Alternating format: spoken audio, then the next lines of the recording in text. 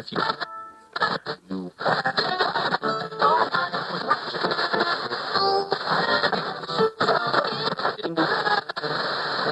means that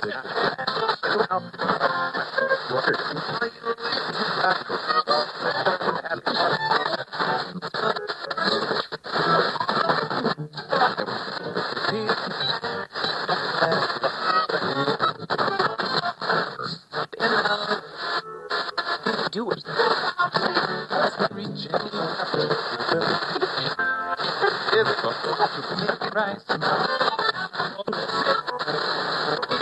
Burger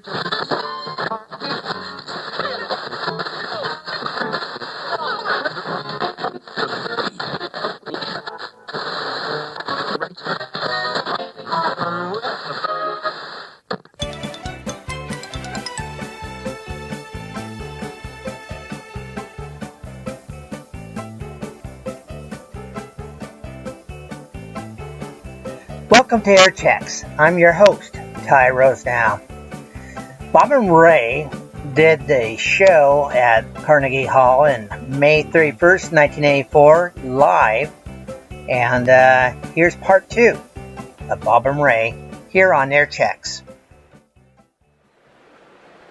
Welcome back to the second half of Bob and Ray, A Night of Two Stars, recorded at Carnegie Hall in New York City.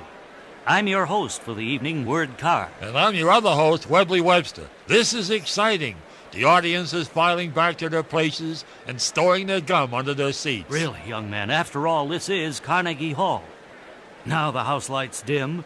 The curtain is about to go up. I told you, there's no curtain at Carnegie Hall. We get ready for the second act of Bob and Ray, A Night of Two Stars, featuring a special edition of the Bob and Ray Public Radio Show, a soap opera extravaganza, and much more. Oh, boy. And now, from approximately coast to coast, it's the Bob and Ray Public Radio Show.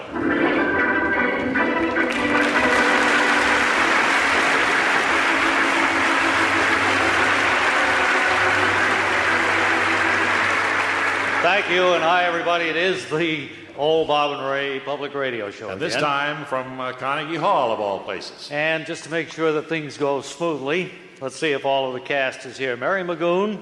I wouldn't be anywhere else, Bob. And I came all the way down from Putney, Vermont. No stocking gags now. all right, I won't. No. And Wally Ballou. Right. Yeah, good old Wally Ballou. He's on assignment, Bob, but we'll be calling him in later. Here's old-time announcer Kent Lyle Birdley. We may use you, Kent. Well, it's a pleasure to be here, Ray, and I certainly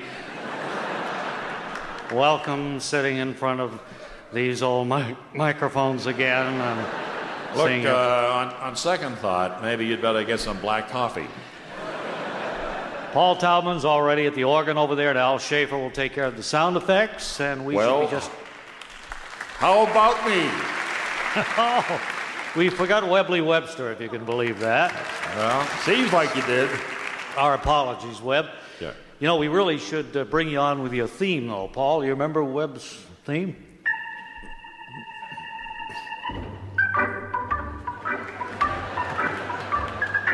Hey, wait a minute. What kind of a theme is that? That makes me sound like from some kind of a hayseed or rube or something. Yeah.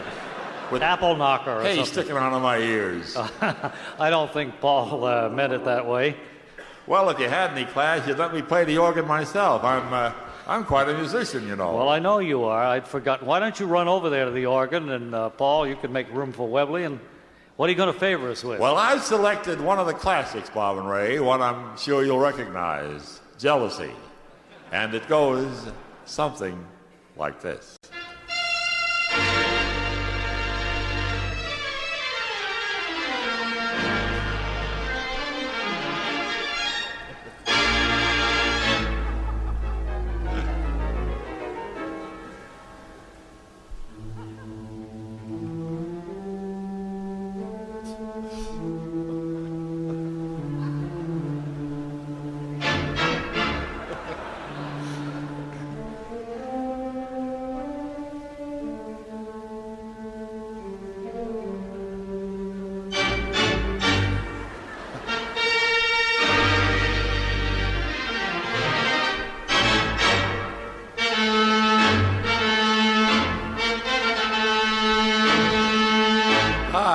great, Webb. Just terrific. Let's Hey, have wait a a hand minute. for Webley Webster, ladies Hey, and gentlemen. that's just the introduction.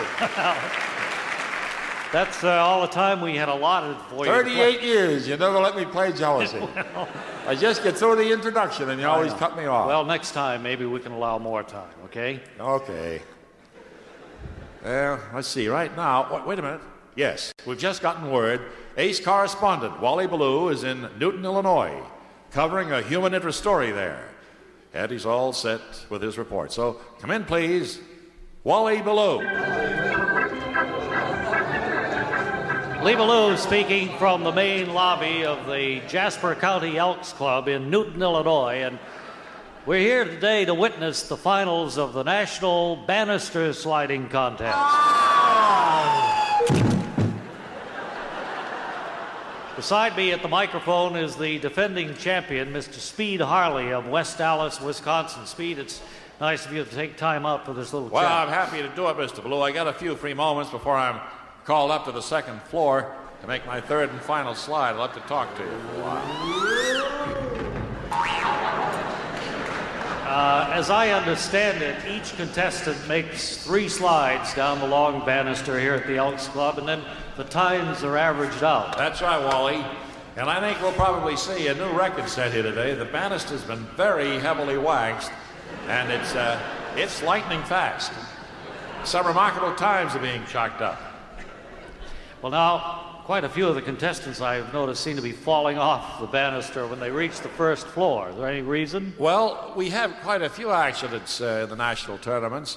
As I say, the banister's heavily waxed, and many of the contestants wear these waxed leather trousers like I have on here, and that reduces resistance even further. They're sort of like Tyrolean shorts, aren't they? Yes. Lederhosen. Huh? Lederhosen. Tyrolean shorts, I call them, waxed coated. As I was saying, when you get waxed trousers coming in contact with a waxed banister, accidents can happen. And it's no sport for small boys, I can tell you that. I might mention for the listeners that this is a particularly steep banister. It has no curves of any kind, and the contestants come down at terrific speed. I notice that almost everybody comes down the banister backwards. They face the other direction when they make their descent. Yes, that's standard form for competitive sliding. In an exhibition, or as we call it, fancy sliding, you may see a contestant face forward. That's particularly true on a curved banister. But in competition, when you're trying to hunch over and reduce wind resistance, you've got to come down backwards. Well, you certainly seem to be an expert on the subject, Speed, and I presume you must have been sliding for many years, huh? Well, I began to slide just for the fun of it when I was a kid, Wally. I think most of us began that way. And then a group of businessmen set up a Sunday morning sliding club back there in West Dallas. And I won several club championships there, and I've been coming down here for the Nationals every year since 1979. And last year, as we all know, you won the men's title. That's right. I posted an average speed of 327 thousandths miles per hour. And that was good enough to win. Good enough to win. I notice you're pulling your goggles down now. Does that mean you're about to go up for your third and final slide of this 1984 competition? Yeah, I'm on deck now, so I'm afraid I got to get going. All right. Well, thanks for talking with me, Speed Harley, and good luck to you. Speed is mounting the stairway now. He's climbing onto the banister there at the top. Raises his hand as a sort of signal to the official timer, and here he comes.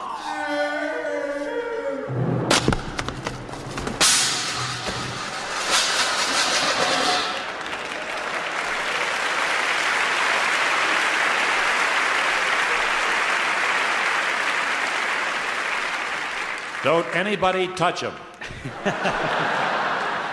And this is Radio's Wally Ballou in Newton, Illinois, sending it back to Bob and Ray.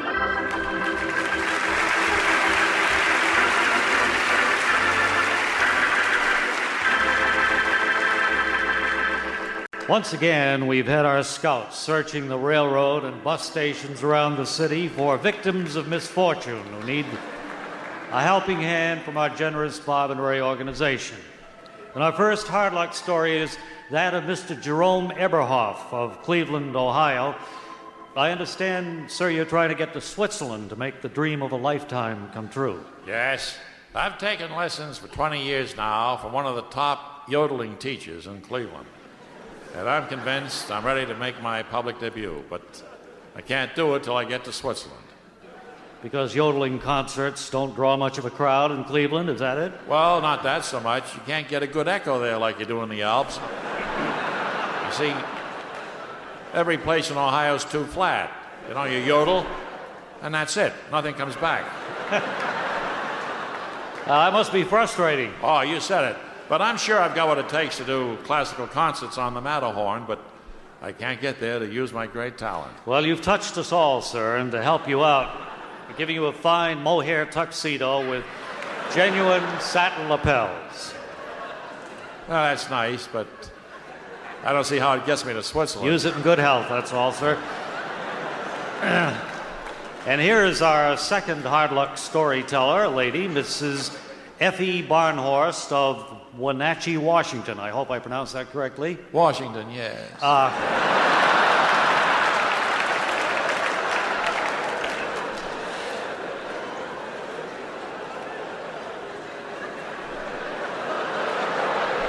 According to your card, ma'am, you're trying to get to England to take care of some vital personal business. Is that right? Well, it's personal in a way, but it involves a lot of other people, too.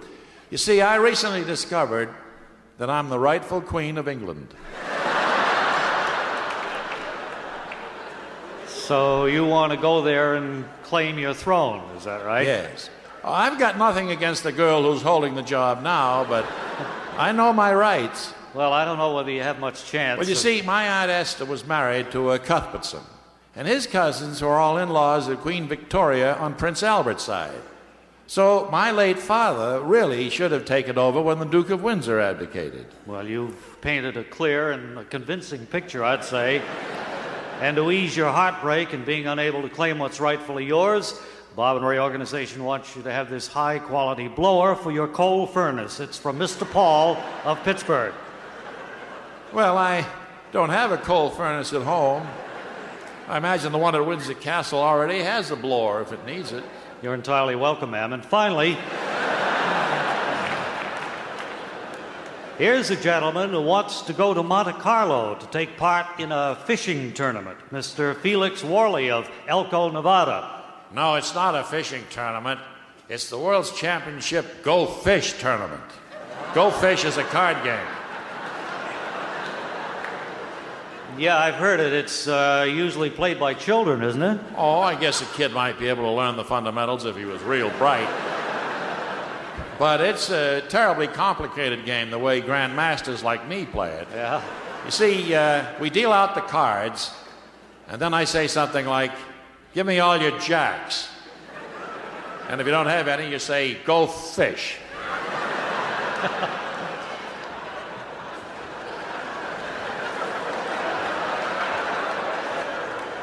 I think that's pretty much the way I've seen it played by 7 or 8-year-olds, yeah.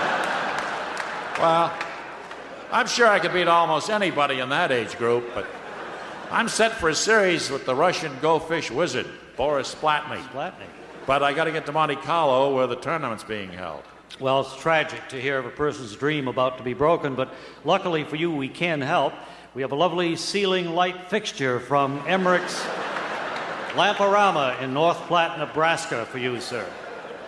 That's nice, but I don't have a ceiling just now. I'm sleeping in the park. Our best to you, sir. And for now, that's all the time we have for Hard Luck Stories.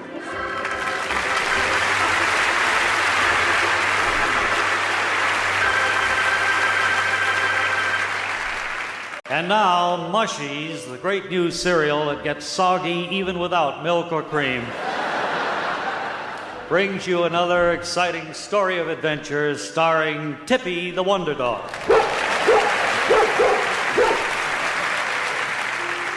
As we look in on the isolated cabin of Grandpa Witherspoon today, we find that a hurricane warning has been posted throughout the valley. Gramps is lying on his cot with a blanket pulled up to shield himself from the approaching storm.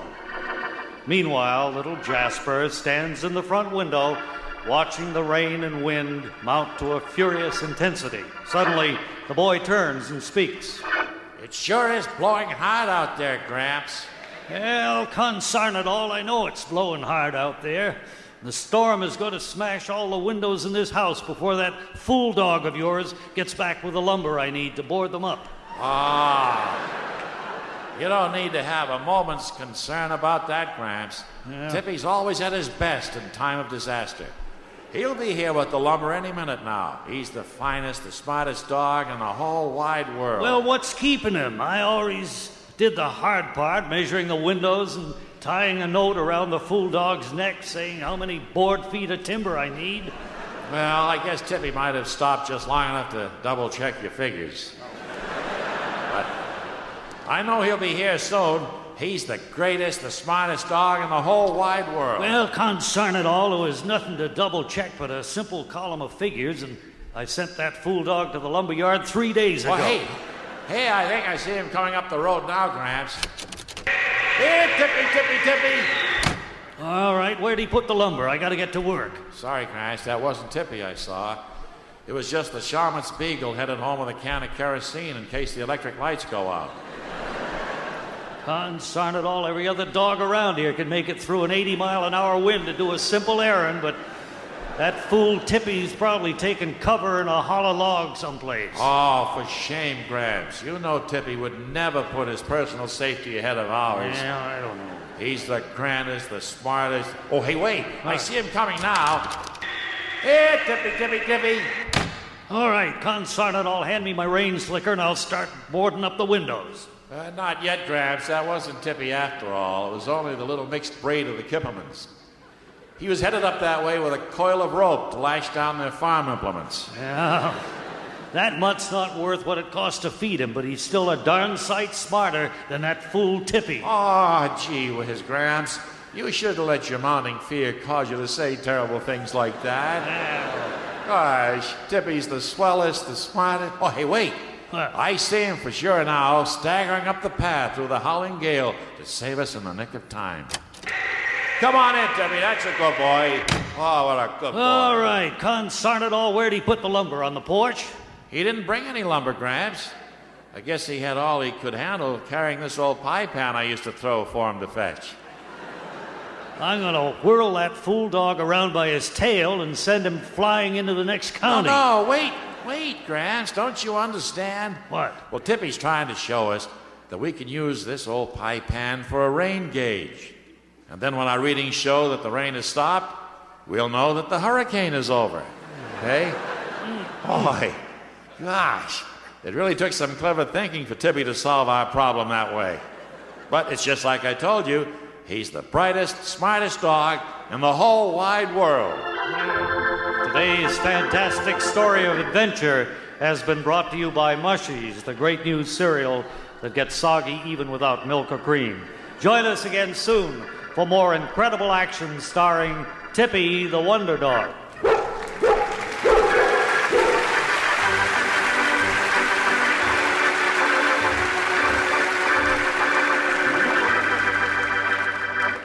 And now it's time to present the almost award-winning public service feature, Speaking Out. Now, this is where we invite you, the listening public, to phone in with your opinion on some controversial issue of the day. Already, I see our phone is lighting up, so let's get right to the first caller. Hello, speaking out. Could I have your name, please? Yes, my name is Vidal Sassoon, and I live in Dearborn, Michigan. Really? I thought you probably lived in California. Well, I used to, but then the authorities had me extradited to Michigan. Well, then you're obviously not the same Vidal Sassoon. Well, that's exactly what I told them when they found me with the matches and gasoline can. But they sent me back to Michigan anyway. Well, it probably has nothing to do with the opinion you called in to give us anyway. No, probably not. No, the opinion I called in to give is that Calvin Coolidge won the presidential election of 1924. Well, I'm not sure that's an opinion, sir. I think everybody here considers it a fact. Well, I did too until recently. Then I made some phone calls at random asking people who they thought won the presidential election of 1924. Only 19% said Calvin Coolidge. I see. Franklin Roosevelt, General MacArthur both scored higher than Coolidge. Also, there were some scattered votes for Rudolph Valentino, Fibber McGee, the Andrews sisters, and Red Grange. And so your poll leads you to believe that the 1924 election is still undecided. Is that it? Well, I'd say it's certainly too close to call. And we may not know until we hear from the traditionally conservative Western states. That's true. Well, maybe you can report later on. Right now, let's chat with another caller. Could I have your name, please? Yes? Hello? Yeah, go ahead. Mrs. Odie Chilstrom. I'm calling from Kendallville, Indiana. Well, nice to hear from someone out that way. Well, I can't imagine why you'd say that.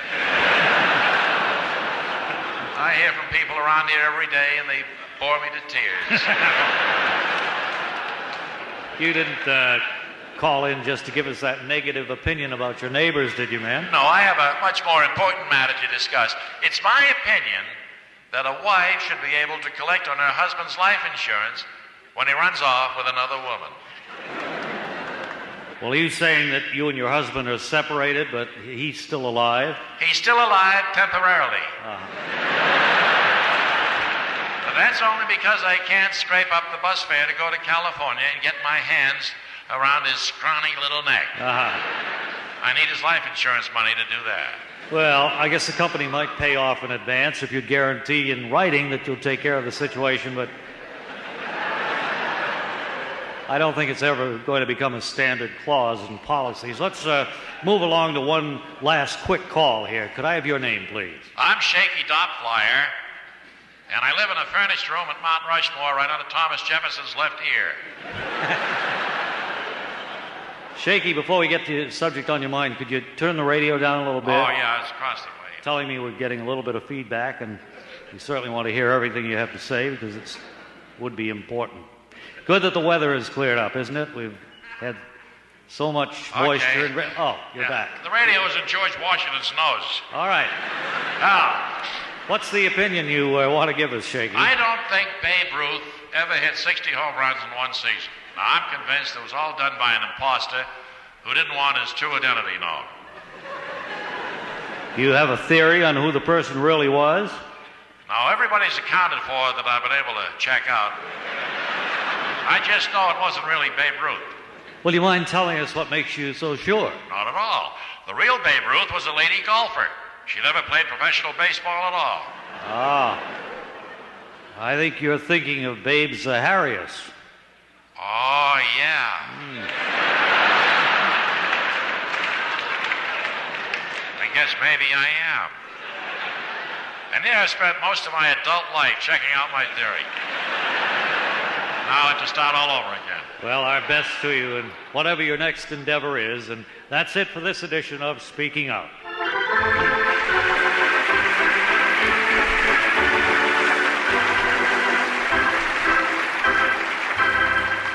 We have a public service announcement tonight, and it's news for all of you people who bank over here at the friendly National Chemical Loan and Trust Company. Several of the bank's branches have been moved, friends, and would be obliged if you'd make a notation of these switches. First, the 79th Street branch of the bank has been moved to 147th Street. The Wall Street branch is moving to Delancey Street and will be known hereafter as the Canal Street branch. The 32nd Street branch is now located at 95th Street.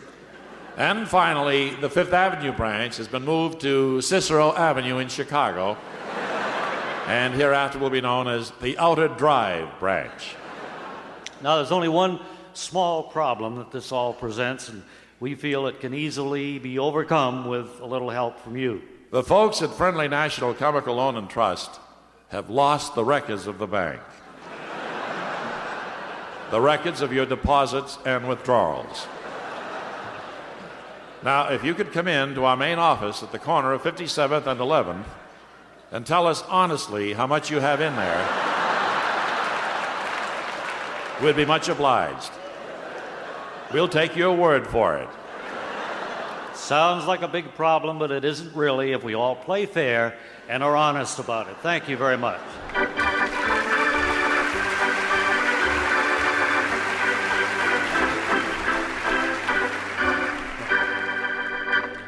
And now, the makers of chocolate cookies with white stuff in between invite you to join us for another exciting adventure of Elmer W. Litzinger, Spy. My name is Elmer W. Litzinger, Spy. It's my job to handle the toughest espionage assignments our government can hand out. Recently, I was sent to a small island in the Mediterranean to learn what I could about the submarine strength of other nations in that area.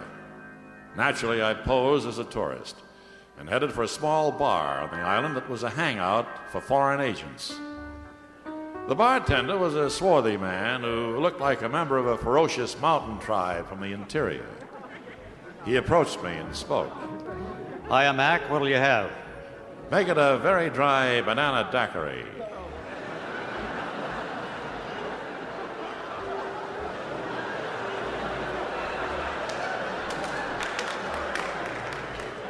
Coming up, are you having a nice vacation on our little island? No, this is strictly a business trip for me. Here's my card. I'm Elmer W. Litzinger, Spy. Yeah. Nice to know you. I'm Demetrius Minneapolis, bartender. I was wondering how you got in a day ahead of the cruise ship, but I guess you spies always parachute out of airplanes, huh? No, not always. In fact, I was put ashore last night by one of the 6 nuclear submarines we have cruising in the Mediterranean. Only 6. My friends and I all thought you had at least 9 around here. Well, we deploy them very cleverly to create that illusion. I could show you how the little trick is accomplished on my secret map here, but, oh gosh, I don't suppose you'd be interested. Oh, yes, I would. I love to see how tricks are done. I'm sort of an amateur magician myself. Well, if you're sure I'm not boring you, No. I'll just spread my secret chart out here on the bar. Now, you can see from these red dotted lines how we keep our nuclear subs circling around to make it look like we have more than 6 of them. Oh, that's clever. Do you mind if I make a copy of that? Using this tracing paper I always keep handy under the bar?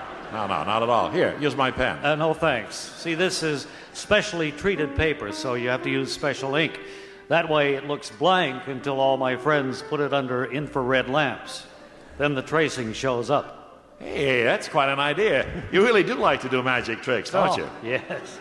I've even made several people disappear. Incidentally, are you sure this map's accurate? It doesn't show any of your subs over in this part of the Mediterranean between Italy and North Africa. Well, there's really no need to have any over there. It's impossible for a potential enemy to stir up trouble in that area. Well, actually, that doesn't happen to be true, but I'll trace the map the way you've got it anyway. You know, it's too bad my friend and colleague, J26, hasn't arrived yet. He could loan you his sensitive camera to take a picture of that map, so you wouldn't have to work so hard tracing. Well, as it happens, J26 flew in yesterday, and I've already got his camera, but I prefer a full-size tracing. It seems strange that he'd loan you his camera. He's under strict orders to keep it on his person at all times. Well, he was a little reluctant to give it up, but I can assure you he won't be needing it anymore. He's at the bottom of the ocean, about 10 miles offshore now. Oh, well, then that explains why he left his camera with you then. It's not designed to take underwater pictures. And if he's out at sea enjoying himself, that must mean he's completed our assignment here. So I'll just file my report with Washington saying, mission accomplished by Elmer W. Litzinger, Spy.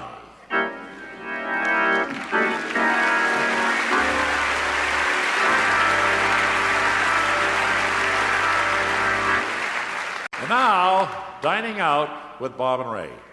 The informative feature that helps guide you to some of the lesser-known but truly outstanding gourmet restaurants around New York. And Ray and I both have a lot of places to mention, places we've tried recently. Well, first, there's Eddie's House of Iceberg Lettuce in Long Island City.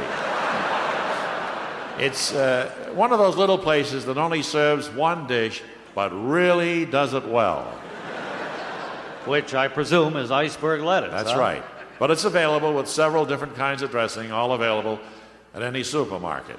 Now, I recommend you do what I did to sample the pure lettuce taste. Order the jumbo bowl plain with crackers on the side. It's only $4.50 if you take advantage of the early bird prices before 6 o'clock. I found an unusual place in Forest Hills this week. I was looking for a restaurant that I'd heard about that features Tibetan food, but I couldn't find it. I'd heard there's quite a large Tibetan colony out Forest Hills way. Yeah, they always seem to settle wherever there's a well-known tennis club. I know they have the same situation around Wimbledon. Anyway, place I found features Eskimo cuisine. And you had the special? Yes, the entree was whale blubber at $12.95. Anything come with that? Vegetable or something? Yeah, you get a small side order of moss at no extra charge. And for atmosphere, they keep the place at an even 25 degrees. Say, here's an offbeat spot. The Waiters Union Practice Hall over on 10th Avenue. Oh. Isn't that where you get a discount for letting apprentice waiters practice serving you? Yeah, and a great spot for the budget-minded. Now, I had a veal cutlet with mashed potatoes and peas for only $2.95. Wow, cheap enough. Was it top-grade cutlet? Well, I couldn't say. It fell on the floor while I was trying to serve it. He seemed nervous. Well, they all did. One student who was practicing to be a head waiter was particularly unpleasant. Well, I guess they have to learn that before they can go out on a regular job. Well, he admitted that. I tipped him $5 to give me a good table, but he said he had to put me back by the kitchen door because he needed the practice. Mm-hmm. Now, have we covered everything? I think we have just one more dining out tip, a place we both know well, Ray, the Little Bit of Honduras Bar and Grill. Oh, is that right? Now, we'd never visited a Honduran restaurant before. In fact, all I know about Honduras was that it produces more bananas than any other country in the world. Which is why that's probably the only food served at the Little Bit of Honduras Bar and Grill. Of course, there's no need to maintain a kitchen staff when there's nothing on the menu but bananas. So the money that would normally go to cooks and dishwashers can be spent on additional waiters. Right. And it only takes a short time to prepare a banana. They push a little tea cart up to the table loaded with all kinds of bananas, green, yellow, yellow with brown speckles, brown starting to turn black. And then you make your own selection, and they peel it for you. Right then and there. Well, there you have a few of our latest findings in the great restaurant world that is New York City. Well, next time, we'll highlight, among other spots, Bernie's Push Cart on the Green. That's up in Central Park. And for atmosphere, the Walk-Up Flat Cafe on the 6th floor of an old tenement building just a few blocks from here. So we'll see you the next time for more tips on dining out with Bob and Ray.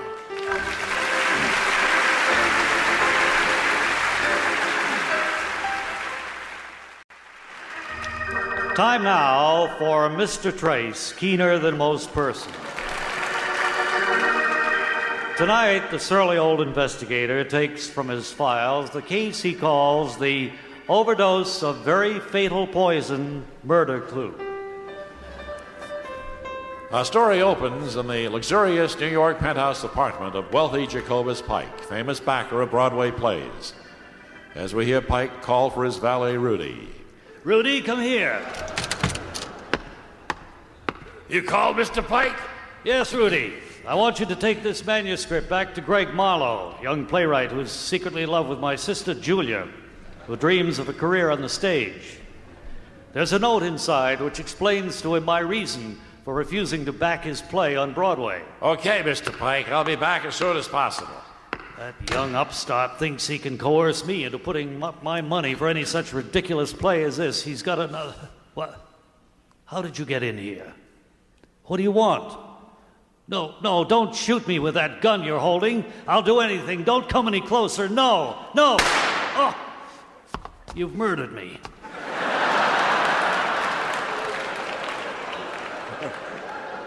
You sneaked in here wearing the disguise of someone I don't know, waited until I was alone, and then you killed me. I'm dead.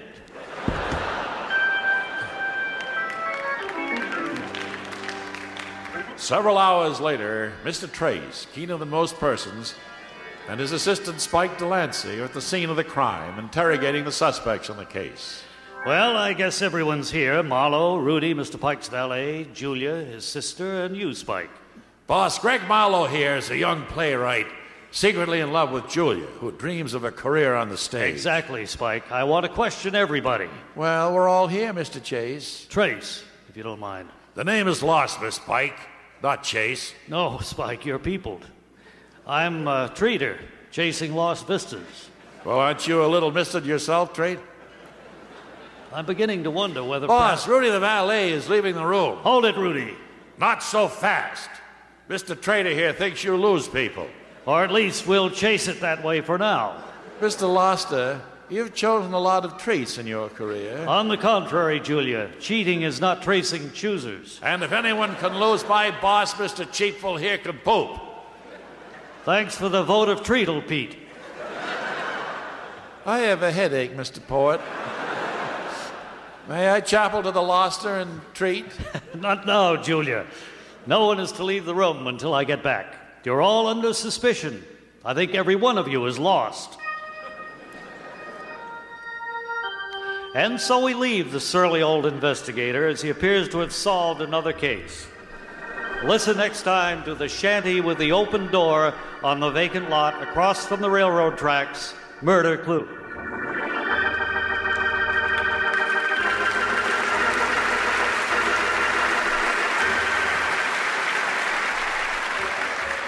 Well, on that note of high excitement, it would appear that the time has slipped away on this Bob and Ray show, and we must bid a sad farewell. Well, we know we'll be back before long with another one, and we want to thank our musical director for his help, Paul Taubman, the Wizard of the Wurlitzer.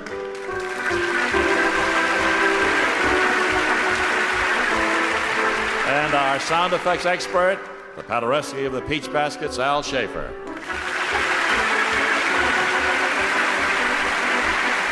And now imagine, if you will, that the applause sign is turned on right after we say... This is Ray Goulding reminding you to write if you get work. Bob Elliott reminding you to hang by your thumb.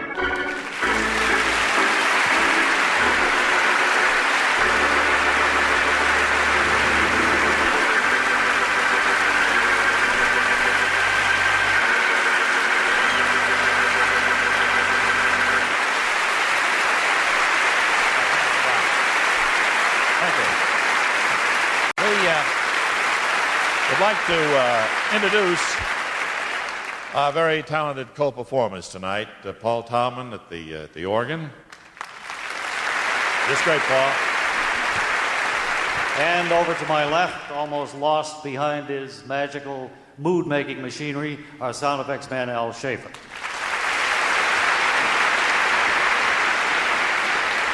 An interesting footnote is that Paul Taubman played the organ for us on our first audition at NBC back in 1951. And Paul has been with us all the years since, playing on our different radio and TV shows. And we go back a long way together. We really do. And Al over here has done sound for us for a good many of our various radio series. Once in a while he'd throw in a clinker. We'd be expecting a phone bell, and he would have the doorbell ring, or we'd be in the middle of an exciting police chase and the car wouldn't start. Well, sound effects are a lot more simpler now. They have them on cartridges. They just push a button and get what they want. But so long as you have some of that material there, Al, let's show them how you used to do horses for us. There he is. And now a wooden bridge. And, oh, hey, look, here's a fence.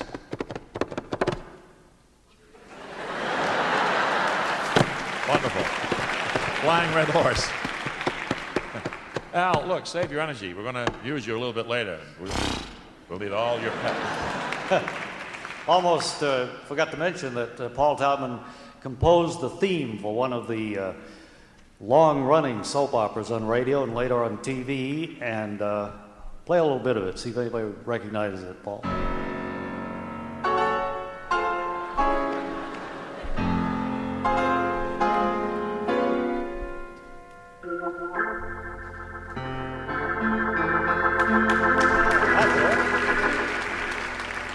some of you remembered it. It's the theme for, what? Edge of Night. Edge of Night, right. Paul won an Emmy for that, I think, didn't he? Just a nomination. Oh. Sorry about that, Paul. As long as we have the ingredients here, Paul and Al, soap operas, of course, have been a mainstay with us, and we put together kind of a mini soap opera pageant we'd like to do for you. Okay. This is, grab onto your seats because this is very suspenseful. The Secret Heart of Sayville.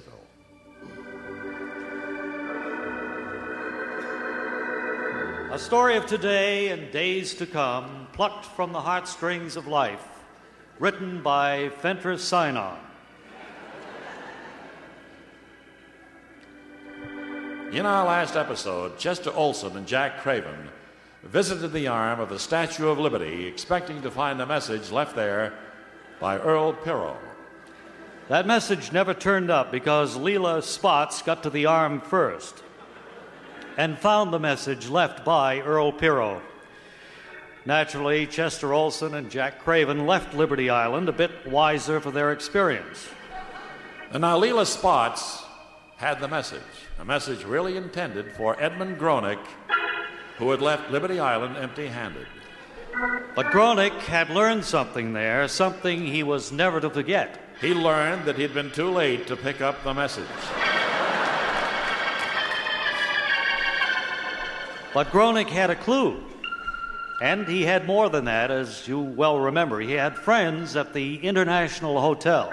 Staunch friends, ones you're all familiar with. Bennett Blanco, Nadine Corey, Constance Cordova, Linda Bisbee, Jean Piper, Claire Dietrich, Glenn Finney, Nick Catlow, Emma Milhouse, Paul Hope, Samuel Bean, and Cletus Wofford. So we understood that Gronick was not alone in New York City. Meanwhile, Leela Spots had run into a few snags. It seemed that her day of triumph had turned into a nightmare. Now that she had the message, the man known as Hard Heels began to follow her. And wherever Leela Spots went, there was that relentless click, click, click of Mr. Hard Heels. And most certainly you remember that day at her apartment when she invited Harry DeVoe, Conrad Conway, Arthur Gennaro, Hayes Woodruff, and Dick O'Mara to tea. Leela Spots knew that any one of them might be Mr. Hard Heels. However, Leela Spots' apartment was carpeted. So nothing definite was learned by Leela Spots that day. But what she didn't know was that her secretary, Selma Stockdale, who wore Oxford shoes, was in reality Mr. Hard Heels.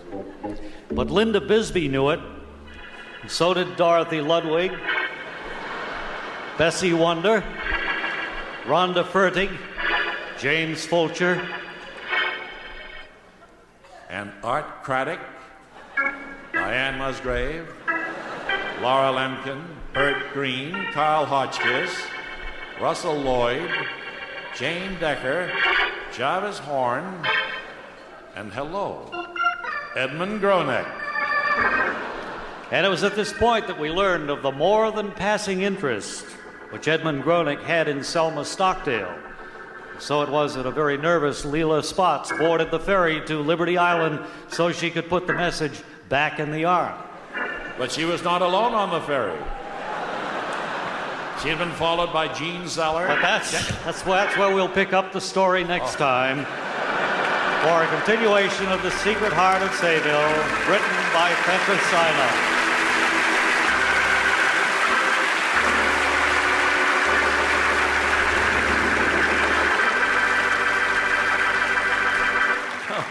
We fired Fentress Sinon after 3 or 4 episodes like that because it was obvious that he was merely filling up pages with lists of names. And that was the end of The Secret Heart of Sayville.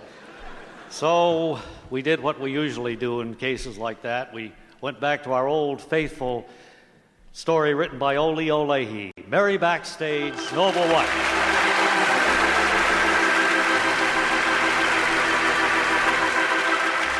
Story of a young girl from a deserted mining town out west who comes to New York to try to find romance and security as the wife of handsome Harry Backstage Broadway star, and what it means to be the wife of the beloved idol of a million other women.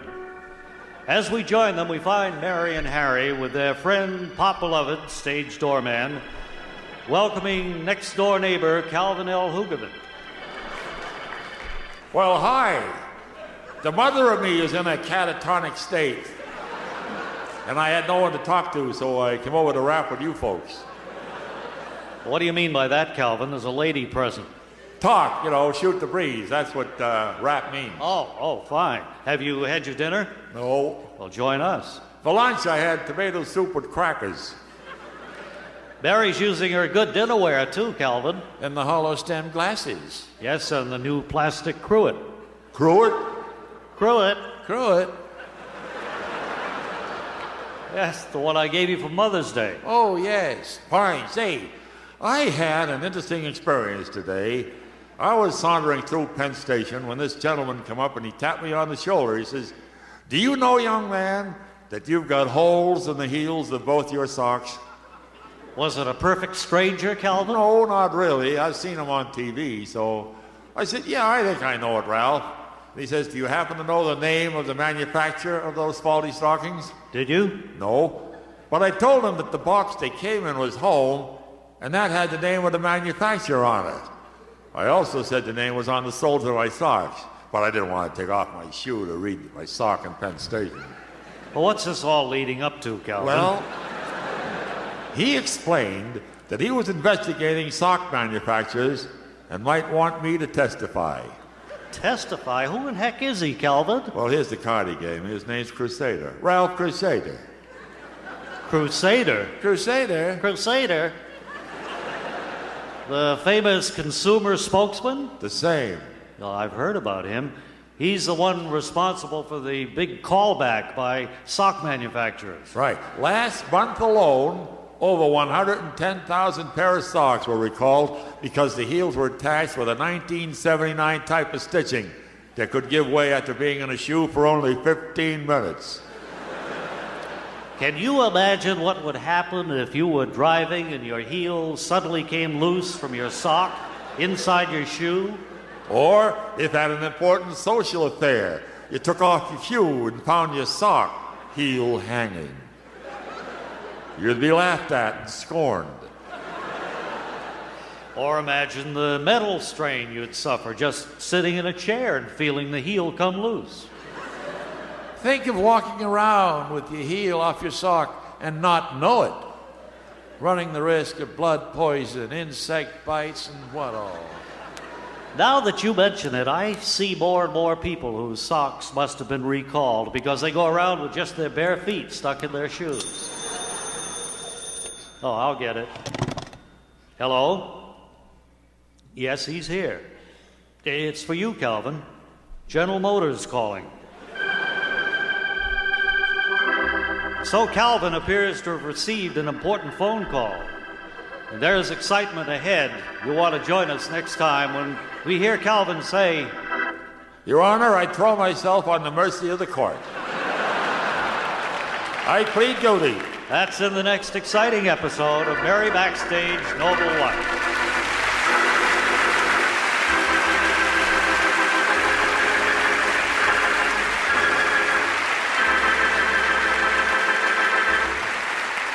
Gosh, Ole Ole sent Mary and Harry all over the world at various times in the Backstage series. When last seen, as a matter of fact, I think they're outside Buckingham Palace, about to be presented to the Queen. That's right, I remember that. Of course, the big television soap operas have taken over now, both daytime and nighttime, and we looked them over, Dallas, Dynasty, Falcon Crest, and we came up with kind of a composite of all of them that we call Garish Summit.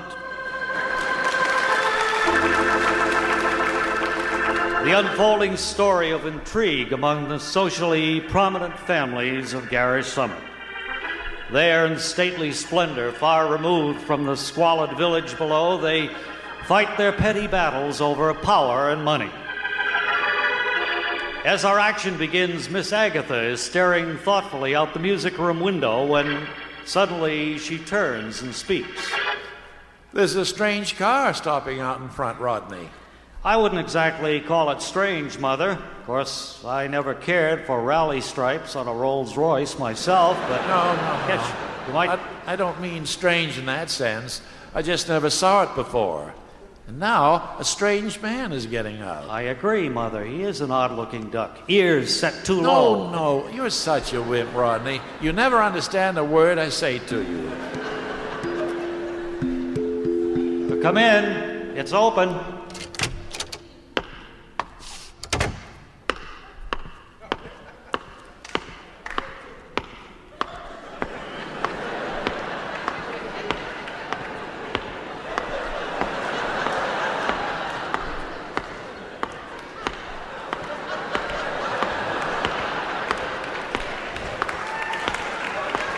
Over here in the music room.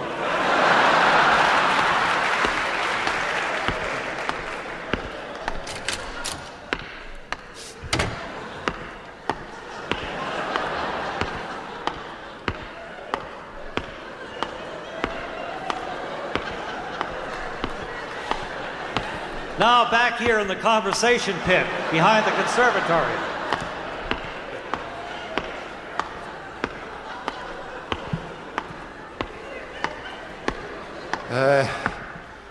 Quite a place you've got here.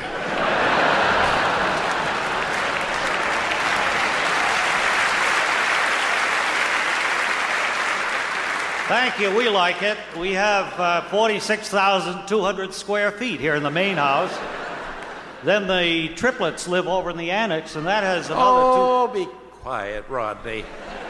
Whoever this man is, I'm sure he doesn't want to hear you recite a lot of boring figures. Well, you're quite right, Mother. Maybe introductions would be more in order.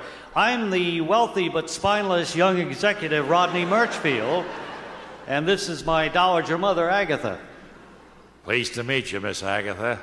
I've been looking forward to this moment. You see, I'm your long-lost eldest son, Skippy.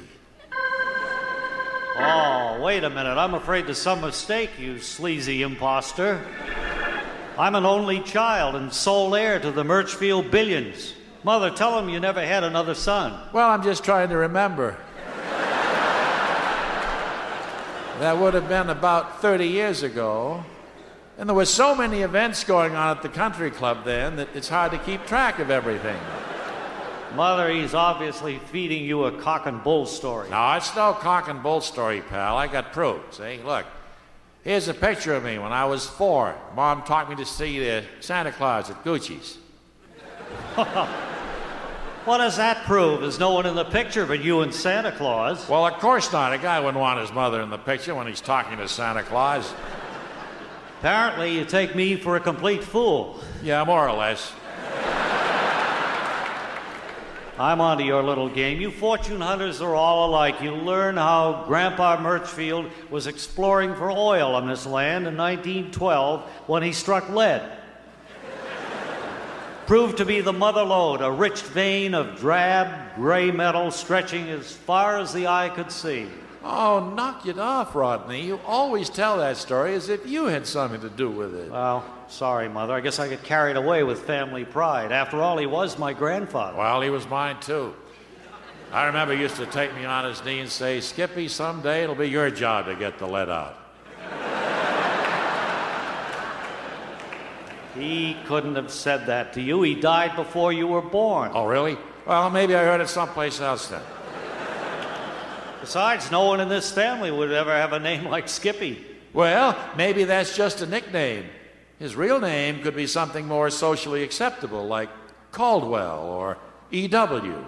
Mother, believe me, this man's a fraud. Caldwell sounds okay to me. Yeah, no doubt about it. That's who I am, Caldwell Murchfield. See, Mother, he's playing right into your hand. No, I don't think so. I always liked the name Caldwell. But no one outside the family could have known that.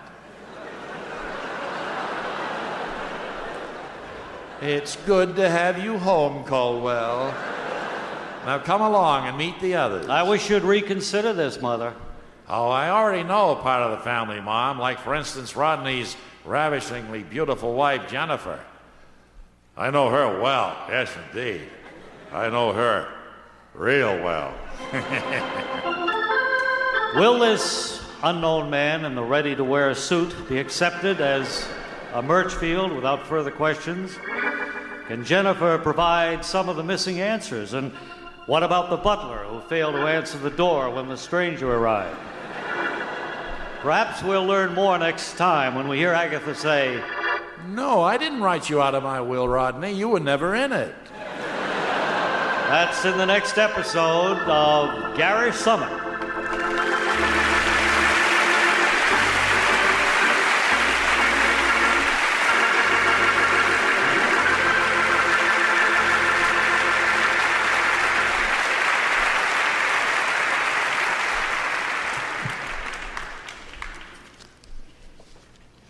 I haven't had a chance or an opportunity to talk to our next guest here.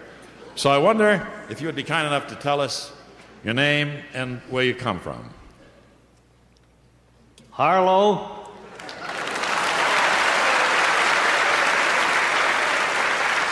P. Whitcomb. From Glens Falls. New York, right? Glens Falls, New York? New York. I am president and recording secretary. Recording secretary. Right? Secretary of the STOA.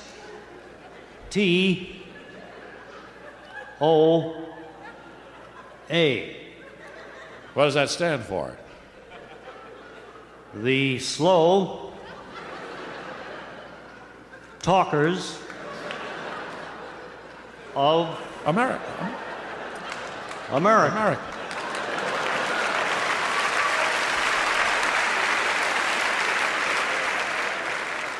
We believe in forming our thoughts, words, ideas, opinions carefully before uttering them, so you'll never be misunderstood, right? And thoroughly before uttering them, so that you'll never be misunderstood. We will never be misunderstood.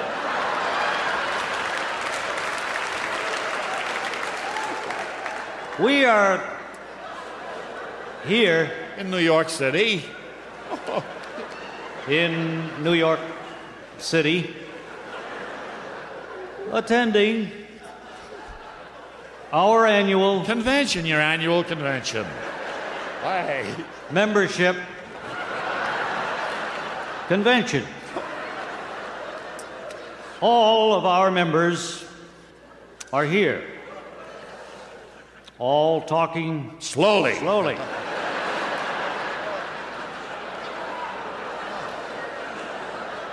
Every one of them.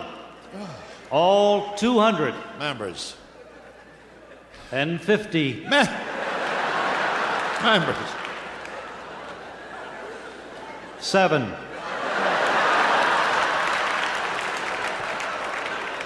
members here talking slowly, as opposed to the members of the FTOA.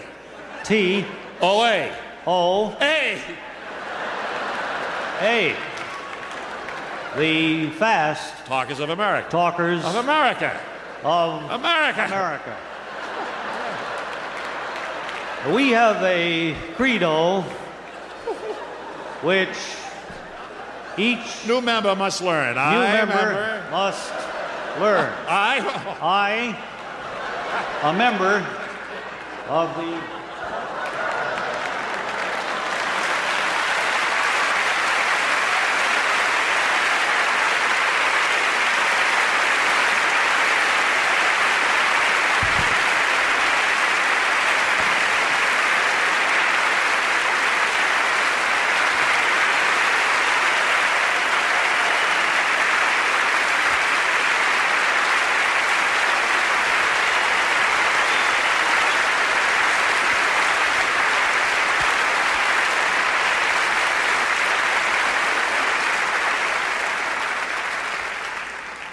Ballou here in Times Square.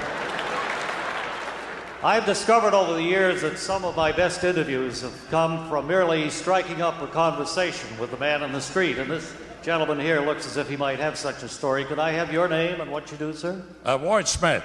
I grow cranberries on Cape Cod. That's always interested me greatly. You have to be very careful of frost, don't you, when you grow cranberries? Yes, you do. If there's danger of frost, you have to flood the bogs. And then you pick them when they're big and ripe and juicy and bitter as anything. Well, now, after you harvest the cranberries, Mr. Smith, do you have your own processing plant? What do you mean by that? I mean, do you have your own factory for squeezing the juice out of the cranberries? Squeezing juice out of cranberries? I never heard of that. Making cranberry juice cocktail, for instance. Cranberry juice cocktail? Well, do you sell them to people to make jelly out of, or what? What, is there pectin in them or something? I don't know whether there's pectin in them, but they do make jelly. They make cranberry sauce. That's very delicious. Sauce. You get that with the whole berry in it, or you can What is get... that, like a dessert you pour over ice cream? No, you'd serve it with meat or poultry, something like that, kind of a side dish. Say, do you have a pencil? Yeah. I'd like to write this down. I'll forget it. Sure than shooting. Well, I think you are missing a lot of the uses for cranberries. Jelly, juice, J-U-I-C-E. I thought there was a J in juice. J-U-I-C-E. Cranberry sauce. Right. Cranberry bread is very good. Well, thank you, Mr. Ballou. You've opened my eyes to the many uses of cranberries. Well, I'm glad I've been able to help you out. Can I ask you just one question before you sure. go? All of the years that you've been growing these things, Mr. Smith, what have you been doing with them? Well, I've been selling them in a basket like strawberries, for cranberry shortcake. And they don't move that way. I shouldn't imagine. Thank you for talking with me. Wally Ballou, back to the studio.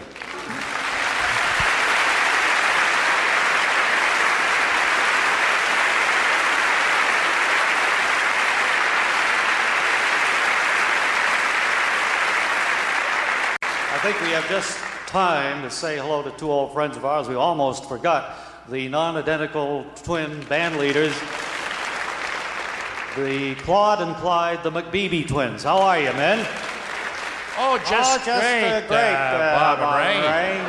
Things are going along just fine for us. What have you been doing since we saw you last? Well, we have an ice cream truck out here in the suburbs. And, we have our specials. Cherry Jubilee, Maple Walnut, Butter Crunch. Hey, but you know what? You can have all the specials you want, but you still sell more vanilla ice cream than anything else. Put your money on vanilla, Bob and Ray. That's the ice cream that people want. Now forward. Vanilla ice cream. Vanilla ice cream. Yeah. Well, thank you for talking with us. Good luck to both of you. Well, thanks. It's always a pleasure to be here with you, Bob. Really, we've enjoyed it very much.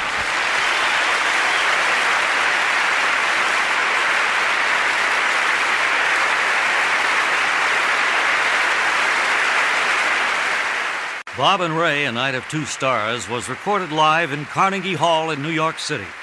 It was written and performed by Bob Elliott and Ray Goulding. With music by Paul Tallman and sound effects by Al Schaefer. Developed and produced by Larry Josephson for the Radio Foundation. Associate producer Marjorie Van Halperen. The recording engineer was Charles Petrie. Post-production mixing by Miles Smith. Additional recording by Rich Peterson, Mike Moran, and Tom Perkins. Production assistants Sue Radikowski, Barbara Suter, and Annette Phelan. Funds from the National Endowment for the Arts, the New York State Council on the Arts, and this and other public radio stations. This is Word Carr speaking. And this is Webley Webster talking.